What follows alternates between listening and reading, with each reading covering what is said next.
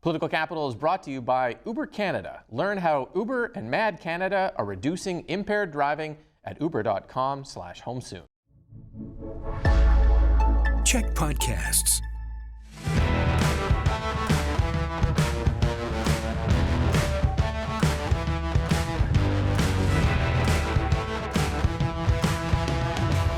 Hey everyone, and welcome to Political Capital, your source for all the latest in BC politics.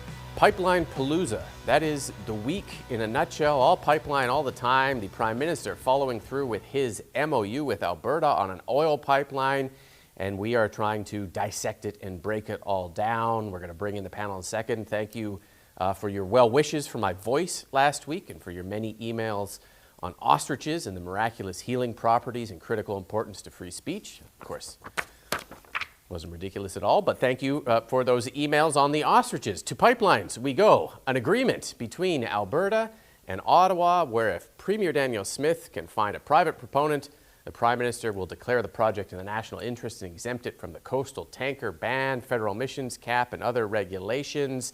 Let's have a listen to what some folks were saying about it. The Prime Minister, the Alberta Premier, and the opposition leader this week.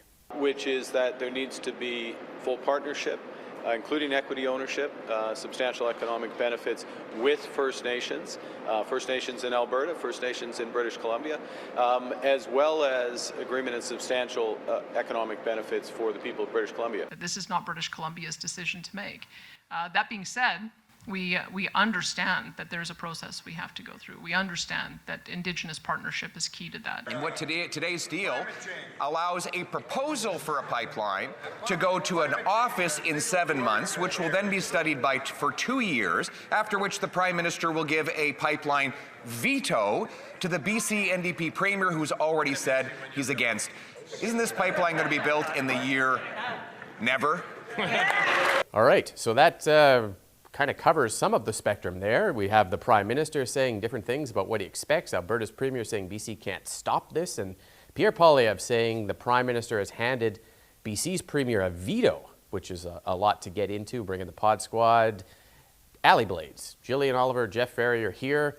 What do you think of this? Where are we at on the MOU, Jillian? Talked about it a lot. It's here. What was your takeaway on what it means?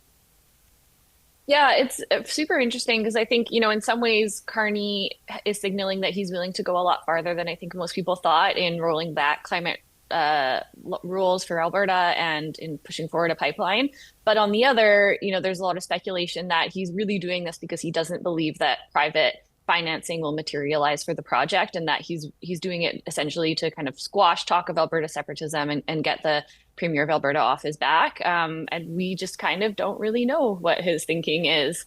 I think for sure his priority is showing that he is not standing in the way of growing the economy and of securing investment. But like I said, there's so many financial hurdles that a project like this will have to clear to get built only with private financing. It's a huge question if this will ever actually amount to anything except another fight between the feds and the province of Alberta 2 years down the road. Mm-hmm. That's certainly the position BC's had for quite a while, Jeff, that this isn't going to amount to anything because we'll never find a private proponent. But nonetheless, it's an MOU. It's written. The Prime Minister's there. It has if and then clauses. It is a substantive document. What did you make of it? I think the politically interesting part for me is that we have yet another Liberal Prime Minister thinking that they're the ones who are going to strike the grand bargain with Alberta and bring them into the fold and make this province an electoral opportunity for the government. I don't think Mark Carney has any illusions about this pipeline being actually built.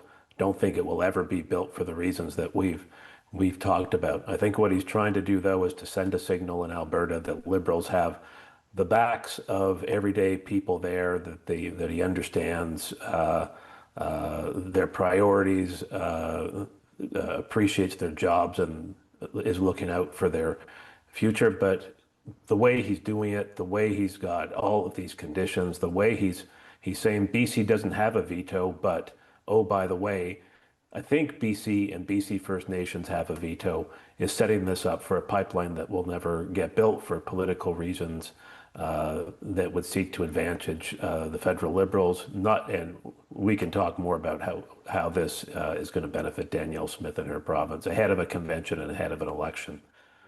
It is a good point. Like it's almost like different, and I did say good point, Jeff, by the way, so you put that down on your bingo card. Fantastic.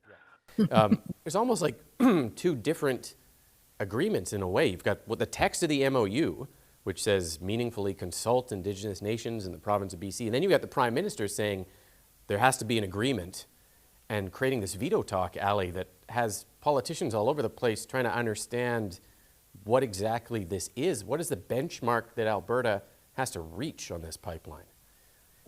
Well, that's exactly it. I mean, we should be the richest, most self-reliant country in the entire world. There's been talk about this week about if the bitumen pipeline goes through, that it sacrifices LNG and critical minerals. I think that's very small thinking in the way that we've kind of built a culture recently of just being so excited about the smallest things. It's why I think we've been so desperate for a good economic news story that a Liberal Prime Minister got 2 standing ovations at the Calgary Chamber of Commerce event with over 1,000 people. Like, that's the belly of the beast. And here he is getting rounds of applause for something so great. But it's essentially a plan for a plan with a lot of vagaries, which is why we're kind of going around of, well, what's actually going to happen, because it's not so clear. It continues on this path of uncertainty because, well, it has to be a privately funded project. There's no government funding coming from this. The other thing that I think is odd is that there's an emphasis on this Pathways Plus for the carbon capturing, but which one comes first? You can't, what it's saying, or what people are saying, is that, well, we have to have carbon capture to have the oil pipeline, but which one actually comes first in the sequence of things? And then Jeff actually makes a really good point here about there's a fracture even within his cabinet. We saw Minister Stephen Guilbeault leave over this. And so, sure, the Prime Minister has decided that he's going to make a big push for this. But at the same time, okay, if it's not real, then why would he risk losing a cabinet minister over this either? So it's vague all around. Mm-hmm. It is interesting. It's both vague and then very specific in some areas, but we're not quite sure what it means. I was struck by everyone seemed to walk away with it with a different kind of understanding of what it actually meant, which is either brilliance on the part of the Prime Minister, and his supporters would certainly say he's playing some sort of 4D chess with us all, or it's absolute sloppy execution from start to finish, including a lack of message discipline from the boss himself, who says something different on this every day. I do want to spend the bulk of the time talking about BC, what it means for BC, the Premier's reaction. We're going to take a quick break and then spend a longer segment on that and come back. We'll hear from Premier David Eby on what he thinks about this right after this. So for my part, my list has one item on it right now. That's that the federal government, that the Prime Minister sit down with the coastal First Nations and see and understand where this project stands and what has to happen to get coastal First Nations support. And the reason why that is so central to me is because the coastal First Nation support for so many other projects in British Columbia is the cornerstone of prosperity for our province, the federal government, for British Columbians and Canadians going forward. All right, that was Premier David Eby saying his only condition is that this pipeline gets First Nations consent. I'm not sure if it needs consent or meaningful consultation, or who knows, but let's just start going around again. Jeff, we'll start with you. What does this mean for BC, this MOU, the way that it has landed for the BC government? I think it's dirty politics from federal government in Alberta to advance an MOU that involves the people who stand to benefit most. That's the federal treasury and the government of Alberta, to the exclusion of the province that's going to take all the risk. That's us. That process notwithstanding, I think this is a dangerous time now for the Premier for political and policy reasons. On the political front, he's been staking his political fortunes on the identity of being the jobs and economy premier. He has advanced a nuanced message around how it's not jobs versus no jobs, but it's about LNG and mining jobs versus oil and gas jobs. But that's going to be lost on the low information voter. And so you have the reputational risk of, why is this guy saying he's the jobs premier when he's standing in the way of jobs? I think the most challenging thing is that what you talked about around the First Nations consent.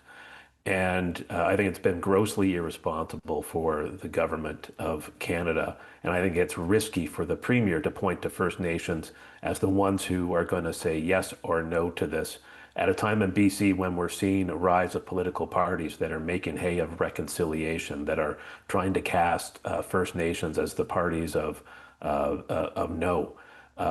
This is a dangerous time for First Nations reconciliation in British Columbia due to the way this has been rolled out. Mm-hmm. Those are excellent points. Can't believe I'm saying this twice in a show. Excellent points, Jeff. My goodness. Jillian, there's a lot there. And I think watching David Eby he seemed very subdued in his reaction and admitted BC can't sue, it can't challenge this, it can't stop the pipeline. It'll be up to the coastal First Nations to give or not give their consent. Kind of leaves them in the position Jeff just said, where suddenly they have to go up against the federal government, the Alberta government, and the forces of the economy. That's a difficult path at this time for those nations to be in, it sounds like. Absolutely. I think it's, we're in this position though, because we have such a recent example of the provincial government trying to stop a pipeline and failing in court. I think on the other hand, it would be, even though of course I don't support a pipeline, I think it would be foolish to spend a bunch of taxpayers' money going down that legal route. I think that the premier is kind of making the only arguments that he can. And I think he can, provide vocal political support for First Nations for standing up for their rights. But it just doesn't make sense for them to go down the legal route in this case. I think that would only cause them to suffer more blowback, even from people like me who don't support a pipeline. I think, there's so much interesting stuff that's continuing to come out about this as we hear more statements from the Prime Minister and from the Federal Resources Minister, saying things like the tanker ban or exemption is not a given, that we don't know the route yet. There's a lot of difficulties with those northern routes, and there's lots of talk of maybe this means an expansion of the Trans Mountain pipeline, which the provincial government has kind of moved its support towards supporting the dredging of the Burrard Inlet to allow larger tankers to come through that route, as well as in the MOU is notice of potential financial benefit for BC. Which at a time when we have a huge deficit, I wonder if the premier saw that and is thinking, if this is going to happen anyway and be inevitable anyway, perhaps, we want to kind of mitigate potential damage while maximizing benefits. So it's going to be interesting to see how it plays out over the next couple of years while Alberta gets its proposal together. Yeah, I heard the Federal Energy Minister, Tim Hodgson, say free, prior, and informed consent is required from nations, which is not technically what is required for a project in the national interest. And he pointed to TMX as an example, which did not achieve free, prior, informed consent from nations.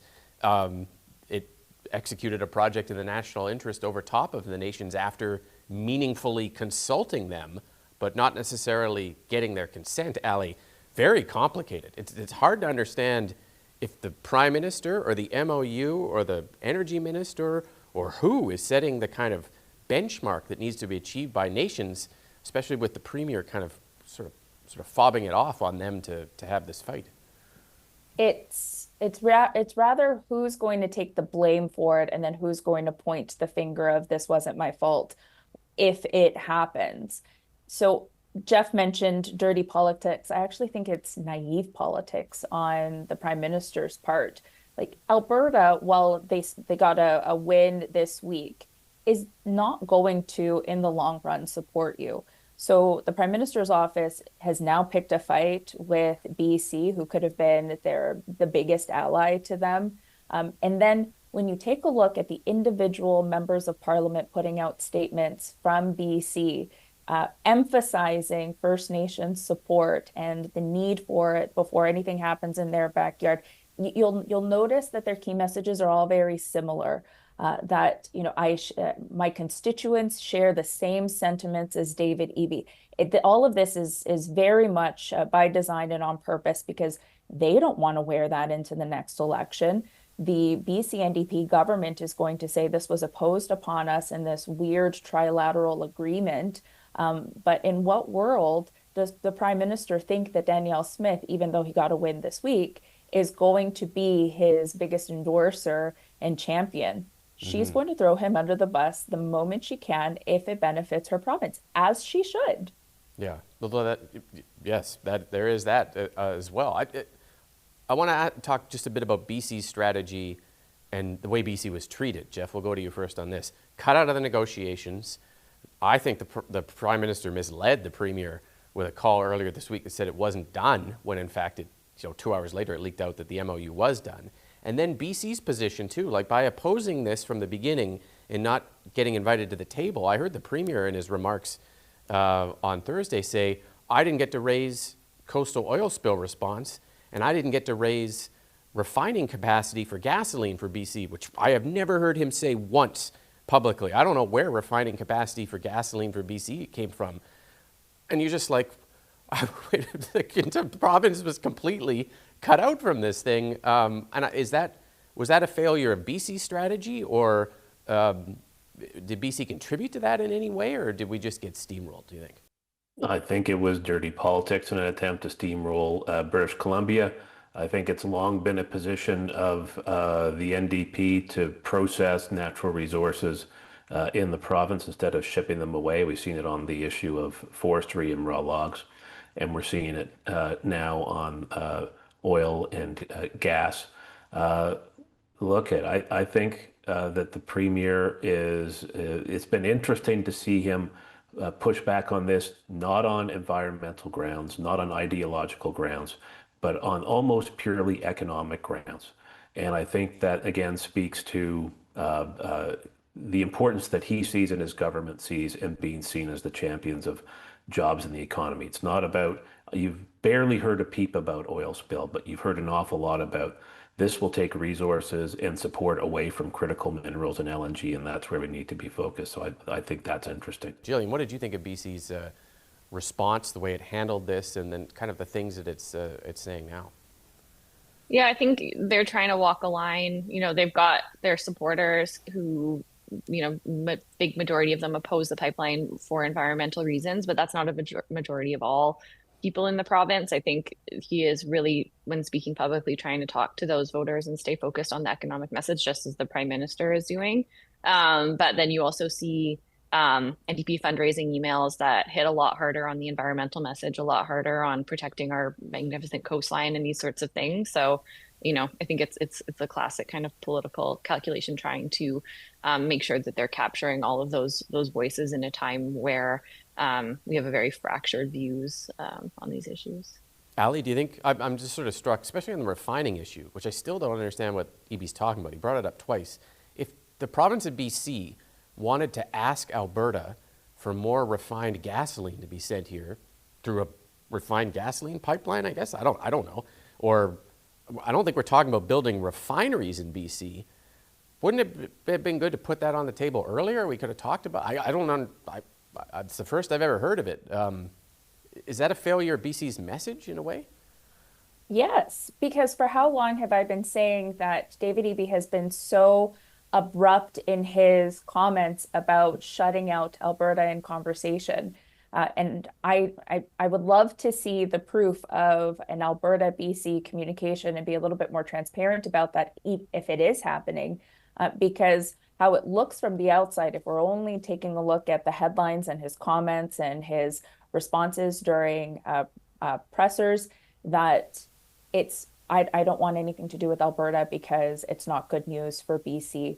But it doesn't look like they're talking. I will give credit to the NDP, though, where they do make their best effort to try to reach out on a federal level as much as possible. And the federal government has been very complimentary of being so accessible. But to Alberta, not likely. Interesting. Okay, we're going to take a quick break. Come back, try and quickly squeeze in one more topic about a review of BC's climate targets coming up after this. Because we do need to do more than what we're currently on track to do. But we need to build momentum for that, as opposed to having a system where it's the beatings will continue until morale improves. If the message is constantly that we're not doing enough, that we're failing, that just deflates everybody. All right, one of the authors of Clean BC's review, you just heard them there saying, let's put some new targets in that are more positive and that we can actually reach. Jillian, this was a review pushed by the BC Greens. What did you make of the results of the Clean BC review?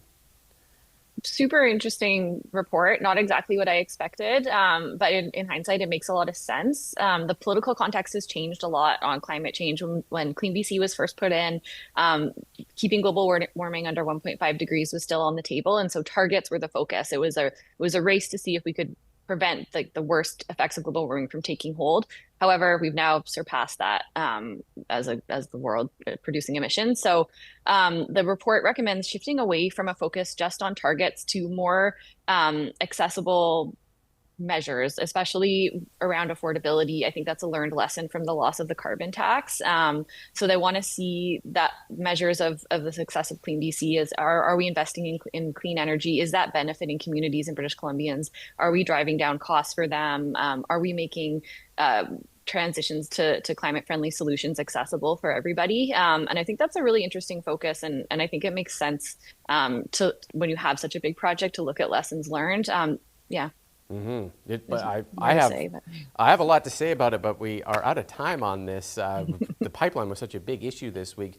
This is a good reminder, though, for everybody. If you want to hear what Jeff and Allie have to say about it, you want to hear what I have to say about it, subscribe to the audio podcast. We've got lots of extras to talk about this week. But thank you to the panel for getting us through this oil pipeline palooza week. This is not the last of this issue. We'll be talking about it more as we continue to hear more about it, and we will be back next week with all the latest in BC politics here on Political Capital. Political Capital is brought to you by Uber Canada. Learn how Uber and Mad Canada are reducing impaired driving at uber.com/homesoon.